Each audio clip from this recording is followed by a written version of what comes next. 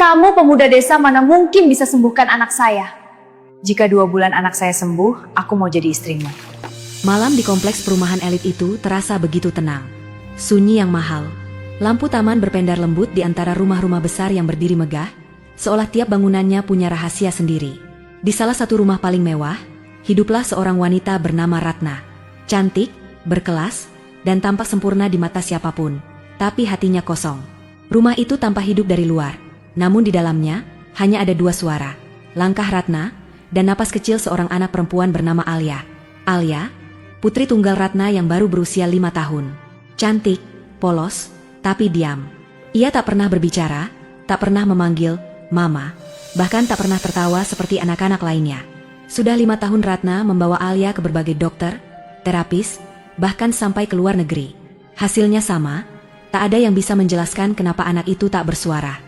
Malam itu Ratna duduk di kursi ruang tamu yang luas dan dingin, menatap Alia yang sedang bermain boneka di lantai marmer. "Kenapa kamu gak bisa bicara, Nak?" bisiknya pelan. Suara itu bergetar menahan tangis. "Mama udah lakukan segalanya." Hidup Ratna terlihat sempurna. Mobil mewah, rumah besar, uang berlimpah. Tapi semua itu terasa sia-sia, karena tidak ada suara kecil yang memanggilnya, Mama. Orang-orang di kompleks mengenalnya sebagai wanita sombong dan sulit didekati. Tapi mereka tak tahu, kesombongan Ratna hanyalah dinding untuk menyembunyikan luka yang dalam. Hingga suatu pagi, saat Ratna sedang menunggu tukang kebun langganannya yang biasanya datang memotong rumput, muncul seorang pemuda tak dikenal di gerbang rumah. Bajunya sederhana, kulitnya legam terbakar matahari, dan di punggungnya tergantung tas kecil berisi peralatan herbal. "Selamat pagi, Bu," katanya sopan. "Saya Fandi, orang baru dari desa seberang. Saya menggantikan Pak Joni yang sedang sakit." Ratna menatapnya dari ujung rambut sampai kaki. Nada suaranya datar. "Ya sudah, asal kerja cepat dan gak bikin kotor. Silakan." Fandi mengangguk dan mulai bekerja di taman depan rumah. Ratna tak tahu, pertemuan sederhana pagi itu akan mengubah seluruh hidupnya. Sementara itu, Alia duduk diam di ayunan taman, memandangi Fandi dengan mata polos. Pemuda itu berhenti sejenak dan tersenyum. "Cantik sekali, Dek. Mau bunga?" katanya lembut sambil memetik setangkai bunga kecil dan meletakkannya di pangkuan Alia. Untuk pertama kalinya, Alia tersenyum. Senyum kecil yang sudah 5 tahun tak pernah muncul. Dari teras rumah, Ratna memperhatikan mereka. Ada sesuatu di dadanya yang bergetar, entah apa. Anak ini diam bertahun-tahun, tapi tiba-tiba senyum cuma karena tukang kebun desa itu, gumamnya sinis. Ia tak tahu, senyum kecil itu adalah awal dari perubahan besar. Pagi berikutnya, matahari menembus sela pepohonan, menyinari taman yang kini tampak lebih hidup. Fandi datang lebih awal, membawa pot kecil berisi tanaman obat dan bunga hias. Ratna baru keluar rumah, mengenakan gaun putih sederhana. Tetap anggun, tetap berwibawa. "Pagi, Bu Ratna," sapa Fandi sopan. Ratna hanya mengangguk. "Kamu rajin juga ya, padahal belum seminggu kerja di sini." Fandi tersenyum tenang. "Kalau pekerjaan dilakukan dengan niat baik, hasilnya juga akan baik, Bu." Ratna sempat terdiam. Ada ketenangan dalam cara bicara Fandi yang jarang ia temui. Tapi gengsinya terlalu tinggi untuk mengakuinya. Banyak bicara juga kamu," ujarnya dingin. Fandi hanya menunduk sopan. "Maaf, Bu. Saya cuma ingin taman ini bukan cuma indah dilihat, tapi juga menenangkan hati." Ratna mendengus dan hendak masuk ke dalam rumah. Tapi langkahnya terhenti. Dari arah ayunan, terdengar tawa kecil. Sebuah suara yang sudah bertahun-tahun hilang. Ratna menoleh cepat. "Alia." Anak itu tertawa pelan sambil menggenggam bunga yang kemarin diberikan Fandi. Ratna mematung, matanya bergetar, jantungnya berdebar. Ia bahkan tak yakin pada apa yang didengarnya. "Alia," panggilnya lirih. Anak itu menoleh dan tersenyum ke arah ibunya, lalu menunjuk Fandi. Ia ingin bicara, tapi tak ada suara yang keluar. Ratna berjalan mendekat. Kamu bikin dia tertawa?" tanyanya pada Fandi dengan nada tak percaya. Fandi menatap Alia penuh kasih. "Saya cuma bicara dari hati ke hati, Bu. Anak ini bukan gak bisa bicara, mungkin dia cuma kehilangan alasan untuk bicara." Ratna terdiam, lalu menatapnya tajam. "Kamu mau bilang aku ibu yang gagal?" suaranya meninggi. Fandi menggeleng pelan. "Tidak, Bu.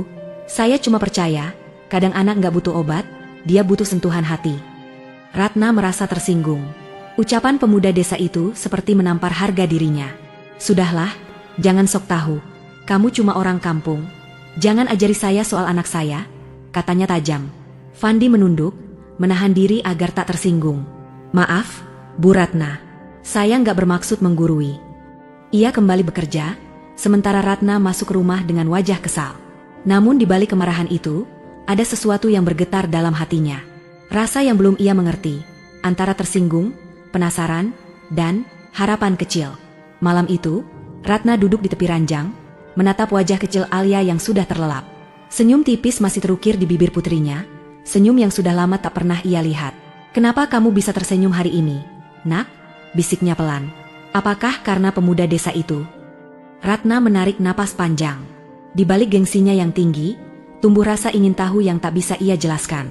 Siapa sebenarnya Fandi? Dan kenapa kehadirannya bisa membuat Alia yang pendiam itu bereaksi? Di sisi lain, di rumah kontrakan kecil di pinggiran desa, Fandi duduk di depan pintu, menatap langit malam yang bertabur bintang. "Ya Allah," ucapnya lirih, "jika engkau menakdirkanku untuk menolong anak itu, maka tuntunlah jalanku." Ia tidak tahu, doa sederhana malam itu akan menjadi awal dari ujian besar, bukan hanya soal kesabaran, tapi juga tentang harga diri dan keikhlasan seorang manusia yang diremehkan. Keesokan harinya, matahari bersinar terik di kompleks mewah itu. Fandi datang seperti biasa, membawa tas kecil berisi ramuan herbal dan sebotol air yang telah ia doakan. Ia berniat melakukan terapi sederhana, agar Alia perlahan mulai merespons suara di sekitarnya. Namun pagi itu, Ratna sudah menunggunya di teras. Wajahnya dingin, bibirnya tersenyum sinis. "Fandi, ya?" ucapnya tajam. "Saya dengar kamu ini dukun kampung yang suka ngaku-ngaku bisa nyembuhin orang." Fandi menatapnya dengan tenang. "Saya bukan dukun, Bu. Saya cuma belajar sedikit tentang pengobatan alami. Tapi saya percaya, kesembuhan tetap datang dari Tuhan." Ratna tertawa kecil, suaranya tajam seperti pisau. "Tuhan?" katanya meremehkan. "Kalau Tuhan mau, anak saya pasti sudah sembuh dari dulu. Saya sudah bawa dia ke dokter, terapis, bahkan ke luar negeri. Semua gagal. Dan kamu pikir, dengan daun-daunan dan air itu kamu bisa bikin dia bicara?" Alia yang duduk di taman menatap ibunya bingung. Fandi hanya menunduk, tidak membalas satupun hinaan itu. Tapi di matanya, ada keteguhan yang membuat Ratna semakin kesal. "Sudah, jangan sok bijak." Ratna melanjutkan dengan suara meninggi. "Kamu itu cuma pemuda desa.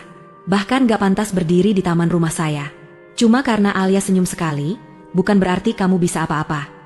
Suasana menegang. Udara seperti berhenti. Para asisten rumah tangga yang ada di sekitar taman hanya bisa menatap dari jauh, takut, tapi juga penasaran. Fandi akhirnya angkat wajahnya. "Saya tidak bermaksud melewati batas, Bu. Saya hanya ingin membantu.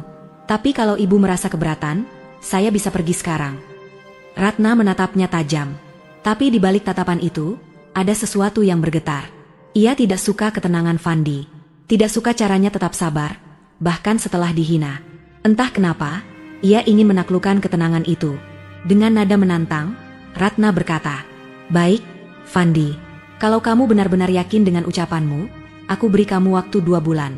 2 bulan untuk buktikan bahwa kamu bisa membuat anakku bicara. Kalau kamu gagal, jangan pernah injakkan kaki di kompleks ini lagi." Fandi menatapnya tenang, tidak gentar sedikit pun. "Dan kalau saya berhasil?" tanyanya pelan. Ratna tersenyum sinis, menegakkan dagu dengan angkuh. "Kalau kamu bisa menyembuhkan anak saya dalam 2 bulan, saya ikhlas jadi istri kamu. Tapi itu mustahil. Kamu cuma pemuda desa, Fandi. Bahkan dokter sekalipun gagal." Para pekerja yang mendengar ucapan itu menahan napas. Fandi menunduk sebentar, lalu tersenyum tipis. "Saya tidak tertarik dengan janji seperti itu, Bu Ratna. Saya hanya akan berusaha sebisa saya. Tapi satu hal saja yang saya minta." Ratna menaikkan alisnya. "Apa itu?" "Hargailah orang lain, sekecil apapun mereka. Karena kadang, keajaiban datang dari tempat yang paling ibu remehkan." Ratna terdiam. Kata-kata itu seperti tamparan halus di wajahnya. Namun egonya terlalu tinggi untuk mengakuinya. "Baiklah," katanya akhirnya dengan nada dingin. "Buktikan kalau kamu bukan cuma omong besar." Fandi mengangguk dan mulai bekerja. Sementara Ratna berbalik menuju rumah, tapi jauh di dalam hatinya, ada sesuatu yang berubah. Antara marah, penasaran, dan rasa takut yang ia sendiri tak pahami. Ia tidak tahu, 2 bulan ke depan akan menjadi perjalanan yang menguji bukan hanya keyakinan Fandi, tapi juga kesombongan dirinya sendiri. Sejak hari itu, suasana di rumah Ratna berubah. Setiap pagi, Fandi datang dengan langkah tenang, membawa ramuan herbal, air doa, dan keyakinan yang tidak pernah padam. Ratna, di sisi lain, tetap menyambutnya dengan tatapan dingin dan penuh gengsi. 2 bulan, katanya suatu pagi sambil menatap jam tangannya. Kau cuma punya 2 bulan untuk buktikan kalau kata-katamu bukan omong kosong. Fandi tersenyum tenang. Saya tidak mengejar waktu, Bu. Saya hanya berusaha dengan doa. Ratna tertawa kecil. Doa? Kamu pikir doa bisa menggantikan terapi medis dan teknologi? Dunia ini nggak sesederhana itu, Fandi. Saya tahu, Bu, jawab Fandi lembut. Tapi terkadang, yang sederhana justru lebih menyentuh hati manusia. Ratna terdiam sejenak, lalu membalas dengan nada sinis. Kita lihat nanti. Jangan harap aku akan percaya hanya karena kamu pandai bicara manis. Fandi mulai terapinya dengan sederhana. Ia mengajak Alia duduk di taman, di bawah pohon Kamboja yang rindang. Di depannya, semangkuk air putih yang telah ia doakan. Ia mencelupkan jarinya, lalu meneteskan sedikit di bibir Alia. Air ini bukan sihir, Dek, ucap Fandi lembut. Ini cuma doa dari hati yang tulus. Coba dengarkan, suara burung itu. Alia menatap ke langit. Seekor burung kecil berkicau di dahan. Suara itu indah, kan? Lanjut Fandi sambil tersenyum. Coba rasakan di dadamu, dan ucapkan di dalam hati. Burung di taman itu berkicau pelan saat Alia menatap Fandi lama, lalu mengangguk pelan. Tak ada suara keluar dari bibirnya, tapi ada gerak yang membuat hati Fandi bergetar. Dari balik jendela, Ratna memperhatikan mereka, wajahnya campuran antara heran dan sinis. Anak kecil itu diam saja, tapi pemuda itu seolah bicara dengan jiwanya. Gumamnya lirih, sebelum menggeleng pelan. Ah, ini semua cuma buang waktu.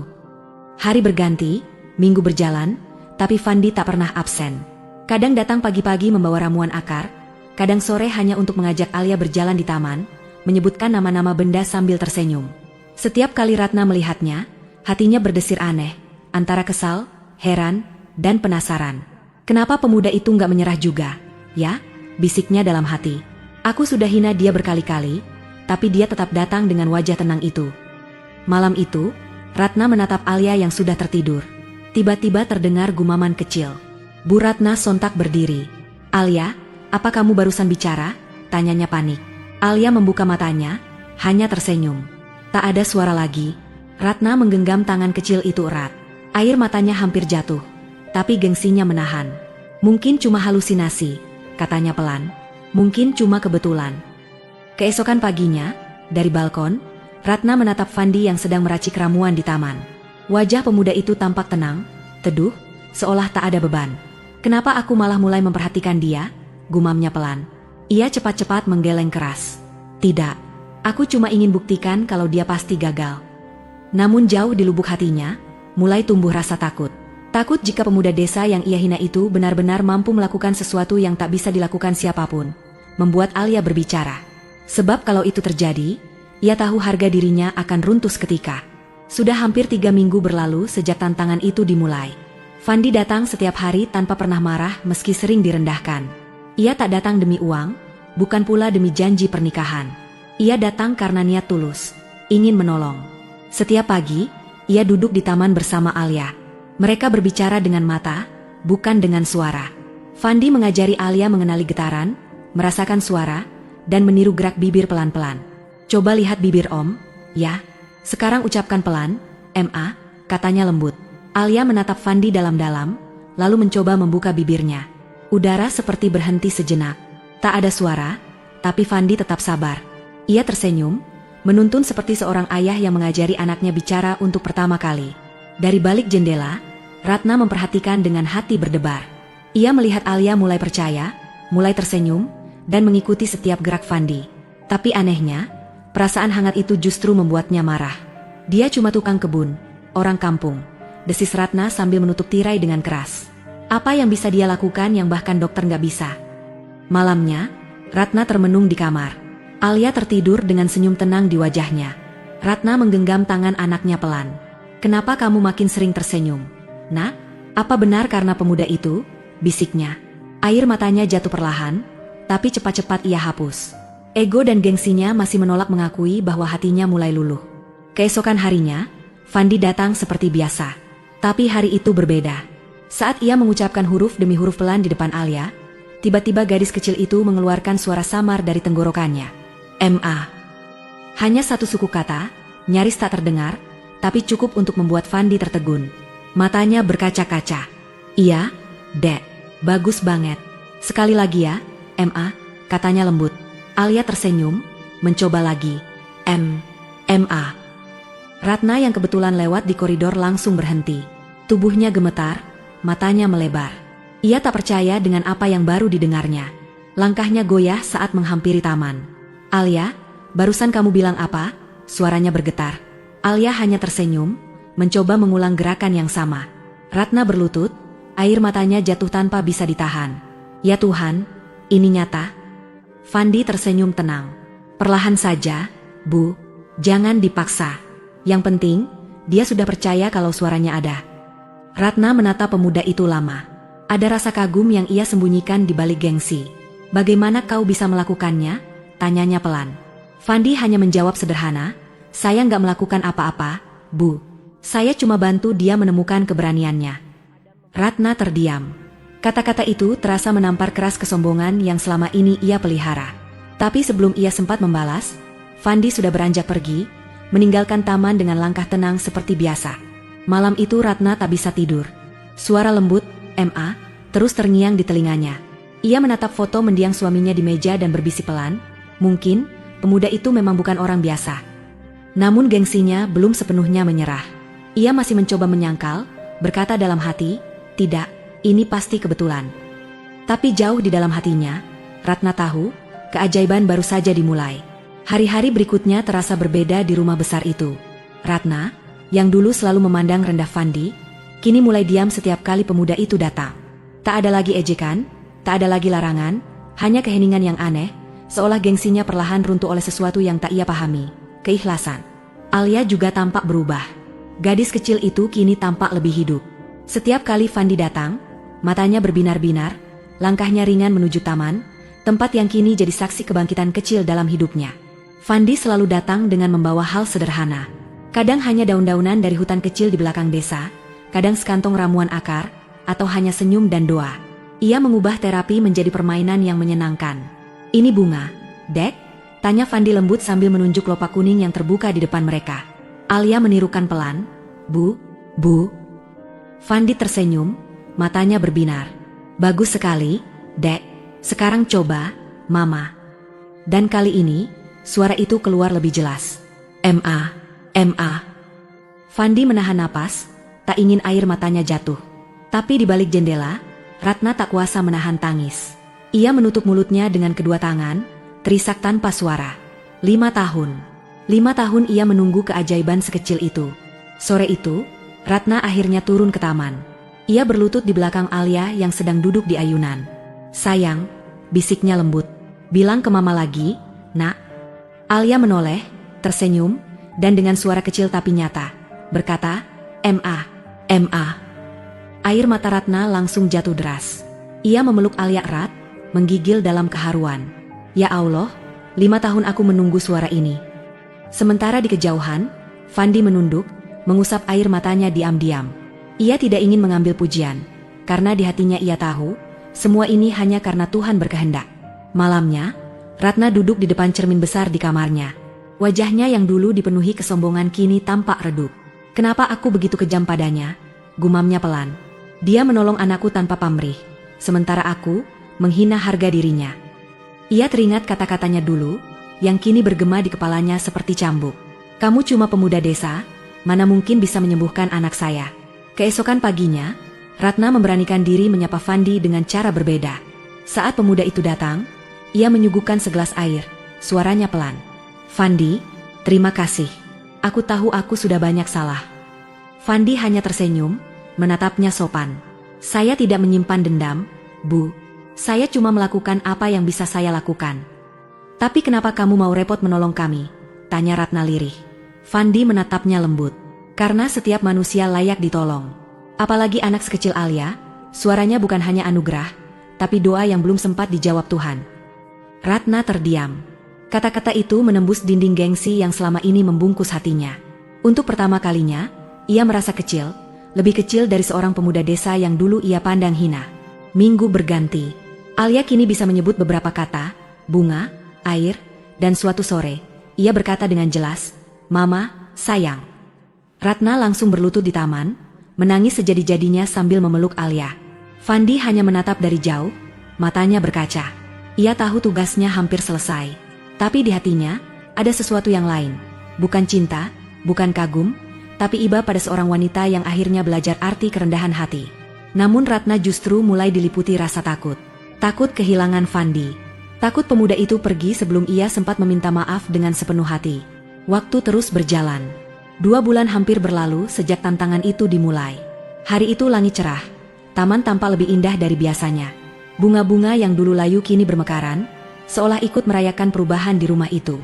Fandi datang dengan senyum tenang, membawa sekeranjang buah dan beberapa ramuan herbal. Alia sudah menunggu di ayunan, menatapnya dengan wajah riang. Ratna memperhatikan dari teras, kali ini bukan dengan tatapan dingin, tapi dengan hormat dan haru yang dalam. Fandi duduk di depan Alia. "Dek Alia," katanya lembut, "hari ini kita coba sesuatu yang baru ya." Alia mengangguk. "Kalau kamu bisa bilang dengan jelas," lanjutnya sambil tersenyum, "Om belikan permen banyak." Ratna tertawa kecil. Ada kehangatan yang lama hilang dari rumah itu. Fandi tampak seperti ayah bagi Alia. Lembut, sabar, penuh kasih. "Coba ya, Dek," kata Fandi pelan. "Mama." Alia menirukan, "Ma, Ma." "Bagus, sekarang tambah satu lagi, Mama sayang." Alia memandangi ibunya, lalu dengan suara kecil tapi jelas, berkata, "Mama, sayang." Ratna tertegun. Dunia seolah berhenti sesaat. "Alia, kamu barusan bilang apa, Nak?" Suaranya bergetar. Alia berdiri, berjalan pelan mendekati ibunya, dan mengulang lagi, "Mama sayang." Ratna langsung memeluk anaknya erat, tangisnya pecah tanpa bisa ditahan. Suara tangis dan tawa haru memenuhi taman itu. Para pekerja rumah yang menyaksikan dari kejauhan ikut meneteskan air mata. Setelah 5 tahun, rumah itu akhirnya kembali mendengar suara Alia, suara kecil yang memecah kesepian, sekaligus menghancurkan tembok kesombongan di hati seorang ibu. Di halaman rumah besar itu, suasana hening menyelimuti. Fandi berdiri tidak jauh dari mereka, menunduk dengan tenang, seolah tak ingin menjadi pusat perhatian. Namun tiba-tiba, suara bergetar dari Ratna memecah keheningan. "Fandi, tolong, kesini." Langkah Fandi perlahan mendekat. Ratna masih berlutut di tanah, matanya sembab, menatap pemuda sederhana itu dengan air mata yang jatuh satu persatu. Kau benar-benar membuat anakku bicara. Kau tahu apa artinya ini bagiku?" Suaranya pecah. Fandi hanya tersenyum lembut. "Saya tidak membuat apa-apa, Bu. Semua terjadi karena izin Allah. Saya hanya perantara." Ratna menggeleng, menatap Fandi dengan penyesalan mendalam. "Tapi aku sudah menghina kamu, aku memanggilmu tukang kampung, aku bahkan menertawakan doamu." Namun Fandi hanya menatapnya dengan tenang. "Saya tidak pernah marah, Bu Ratna," katanya lirih. "Kadang manusia baru bisa melihat cahaya, setelah tersesat dalam gelapnya gengsi." Ucapan itu menembus hati Ratna seperti petir yang menyambar batinnya. Ia menunduk, tangannya gemetar memegang tangan Fandi. "Aku siap menepati janjiku. Kalau kau mau, aku ikhlas menjadi istrimu, seperti yang dulu kukatakan. Aku sadar, aku salah besar." Fandi terdiam lama. Lalu perlahan ia menarik tangannya. "Saya tidak butuh itu, Bu Ratna," ujarnya lembut. "Saya hanya ingin Alia tumbuh bahagia, dan ibu belajar menghargai orang lain." Ratna terpaku. Kata-kata itu mengguncang seluruh jiwanya. Ia menatap Fandi dengan campuran malu, kagum, dan penyesalan yang dalam. Hari itu menjadi hari yang tak terlupakan bagi seluruh penghuni kompleks. Suara Alia yang memanggil, "Mama," menjadi simbol keajaiban. Orang-orang mulai membicarakan Fandi, pemuda desa misterius yang hatinya begitu tulus. Namun bagi Ratna, semua itu lebih dari sekadar keajaiban. Itu adalah pelajaran hidup, bahwa kesombongan hanya akan menutup hati dari kebaikan yang datang tanpa pamrih. Malamnya, Ratna berdiri di balkon rumahnya. Angin berhembus pelan, membawa sunyi ke dalam kamar yang luas namun terasa hampa. "Fandi," gumamnya lirih, menatap bintang. "Aku tidak tahu siapa sebenarnya kamu. Tapi lewat kamu, Tuhan mengajariku arti rendah hati." Sudah seminggu berlalu sejak hari itu, tapi Fandi tak pernah muncul lagi. Nomor ponselnya tak aktif. Rumahnya di pinggir desa kosong. Beberapa Fandi hanya berkata singkat, kalau tugasnya sudah selesai, dia pergi, Bu. Fandi nggak suka disanjung. Ratna terdiam, dadanya sesak oleh penyesalan. Ia teringat jelas bagaimana dulu ia menghina Fandi di depan semua orang. Pemuda kampung mana mungkin bisa menyembuhkan anakku? Jangan mimpi. Ucapan itu kini bergema di kepalanya, mengiris lebih tajam dari pisau. Sementara itu, Alia semakin ceria. Setiap pagi ia berlari ke taman menunggu Fandi. "Mama, Om Fandi mana? Aku mau kasih gambar buat Om Fandi," katanya polos. Ratna menatap anaknya dengan mata berkaca. "Om Fandi lagi pergi, sayang. Tapi mungkin nanti, kalau Tuhan izinkan, dia akan datang lagi." Anak kecil itu tersenyum, lalu menengadahkan tangannya dan berdoa. "Ya Allah, kasih tahu Om Fandi, Alia sayang dia."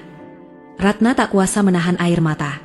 Doa sederhana itu menampar batinnya yang dulu dipenuhi kesombongan. Beberapa malam kemudian, Ratna memberanikan diri datang ke rumah tua tempat Fandi dulu tinggal. Rumah itu kini kosong. Hanya ada daun kering berserakan dan bau dupa samar yang tertinggal di udara. Di pintunya, ia menemukan selembar kertas, tulisan tangan Fandi. "Terima kasih sudah percaya. Jangan cari saya, karena tugas saya sudah selesai. Rawatlah Alia dengan doa, bukan dengan harta. Dan jagalah lisan, karena luka dari kata, lebih dalam dari pedang." Ratna membaca tulisan itu berulang kali. Tangannya gemetar, matanya buram. Ia berlutut di depan pintu kayu tua itu, menangis seperti anak kecil. "Fandi, aku salah, aku benar-benar salah menilaimu." Tangisnya pecah, larut dalam malam yang sunyi. Sejak malam itu, Ratna bukan lagi wanita yang sama. Ia berubah total. Ia mendatangi Fandi yang dulu ia rendahkan, meminta maaf satu persatu. Ia mulai membantu anak-anak miskin belajar membaca, ikut membersihkan musala, dan berhenti hidup dengan gengsi. Para tetangga berbisik heran. "Bu Ratna sekarang beda banget ya, dulu sombongnya minta ampun." Ratna hanya tersenyum. Ia tahu, perubahan itu lahir dari luka yang dalam, luka karena menyesali kata-kata sendiri terhadap seseorang yang paling tulus padanya. Dan di lubuk hatinya, ia tahu, nama Fandi akan selalu ia ingat. Bukan sebagai pemuda kampung, tapi sebagai cahaya yang pernah dikirim Tuhan, untuk menuntun hatinya kembali pada kerendahan dan kasih. Sore itu, matahari perlahan tenggelam di balik bukit. Langit berwarna jingga keemasan, dan angin berhembus lembut melewati teras rumah Ratna. Di sana, ia duduk bersama Alia, anak kecil yang kini mulai pandai berbicara. Dengan tangan mungilnya, Alia menggambar sesuatu di atas kertas, lalu tersenyum bangga saat menyerahkannya kepada sang ibu. "Ini Om Fandi sama kita, Ma," katanya polos. Ratna menatap gambar sederhana itu, seorang pria muda tersenyum, berdiri di samping dua sosok perempuan, satu besar, satu kecil. Dadanya tiba-tiba sesak. Ada getar halus yang menelusup di dalam dada. Air matanya menetes pelan, jatuh di ujung gambar yang dibuat Alia. "Terima kasih, Nak," ucapnya dengan suara bergetar. "Kalau suatu hari Om Fandi kembali, Mama ingin dia tahu, kalau Mama sudah belajar menghargai orang lain." Angin sore kembali bertiup pelan, membawa aroma tanah desa yang lembab dan menenangkan. Ratna menatap langit senja, dan entah mengapa, ia merasa seolah seseorang di kejauhan sedang menatapnya dengan senyum damai. 2 bulan berlalu sejak surat terakhir dari Fandi ia baca. Hidup Ratna kini benar-benar berubah. Rumah yang dulu tertutup, dingin, dan penuh gengsi, kini terbuka lebar. Anak-anak desa sering datang bermain di taman depan. Ratna bahkan sering terlihat tertawa, mengenakan pakaian sederhana tanpa riasan berlebihan. Tapi di balik semua perubahan itu, ada satu hal yang belum bisa ia lepaskan. Rasa rindunya pada pemuda desa yang pernah datang membawa harapan, lalu pergi tanpa pamit. Suatu pagi, saat Ratna sedang menyapu halaman, seorang anak kecil datang menuntun sepedanya. "Bu Ratna," katanya sambil menyerahkan amplop kecil. "Ini ada surat dari desa seberang. Katanya buat ibu." Ratna berhenti menyapu. Jantungnya berdetak cepat. Ia mengenali tulisan tangan di pojok amplop itu. Tulisan itu, tulisan Fandi. Dengan tangan gemetar, ia berlari masuk ke dalam rumah. Di meja ruang tamu, ia duduk, menarik napas panjang, lalu membuka amplop itu perlahan. Di dalamnya, ada selembar kertas kekuningan dan sebuah kalung kecil dengan gantungan berbentuk daun kering yang dilapisi kaca bening. Ratna memegang kalung itu lama, lalu mulai membaca isi surat dengan suara bergetar. "Untuk Ibu Ratna, jika surat ini sampai, artinya saya sudah pergi jauh. Jangan sedih. Karena setiap langkah saya adalah doa untuk orang-orang yang dulu menghina saya, tapi akhirnya belajar untuk berubah. Ibu, saya tidak pernah menyimpan dendam. Justru saya bersyukur pernah bertemu Ibu dan Alia. Karena lewat Ibu, saya tahu bahwa hati manusia bisa berubah, seindah bunga yang dulu layu di taman rumah Ibu. Kesembuhan Alia bukan karena saya, tapi karena Ibu mulai percaya, dan berdoa dengan tulus. Doa seorang ibu adalah mukjizat terbesar di dunia. Kalung kecil itu simbol daun pertama yang jatuh di hari Alia bisa bicara. Simbol bahwa dari yang gugur pun, Tuhan bisa menumbuhkan harapan baru. Tetaplah jadi orang baik, Nona Ratna. Dunia ini tak kekurangan orang pintar, tapi sangat kekurangan orang yang tahu cara menghargai orang lain. Salam, Fandi. Ratna menutup surat itu dengan tangan bergetar. Air matanya jatuh deras, membasahi kertas yang sudah usang. Ia memeluk surat itu ke dada, menangis lama. Bukan karena kehilangan, tapi karena disembuhkan, dari kesombongan, dari buta hati yang dulu menutup matanya terhadap kebaikan.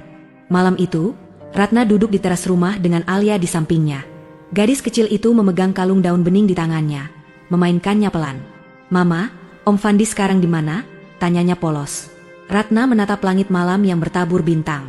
Senyum lembut muncul di wajahnya. Mungkin dia sedang menolong orang lain. Sayang, orang sebaik dia tidak akan berhenti berbuat baik. Alia menatap bintang paling terang, lalu berbisik lirih. "Om Fandi, terima kasih ya, udah sembuhin Alia." Dan entah kebetulan atau keajaiban, angin malam berhembus lembut. Bunga-bunga di taman bergoyang pelan, seperti sedang menjawab doa kecil itu. Ratna menatap bunga-bunga itu lama, lalu berkata pelan, "Aku tidak akan pernah lupa pesanmu, Fandi. Terima kasih, sudah mengajariku cara menjadi manusia yang benar." Kini rumah itu bukan lagi rumah mewah penuh kesombongan, tapi rumah yang menyimpan kisah tentang seorang pemuda desa yang datang tanpa pamrih dan pergi meninggalkan cahaya. Cahaya yang menyembuhkan bukan hanya suara seorang anak kecil, tapi juga hati seorang ibu yang akhirnya belajar arti ketulusan.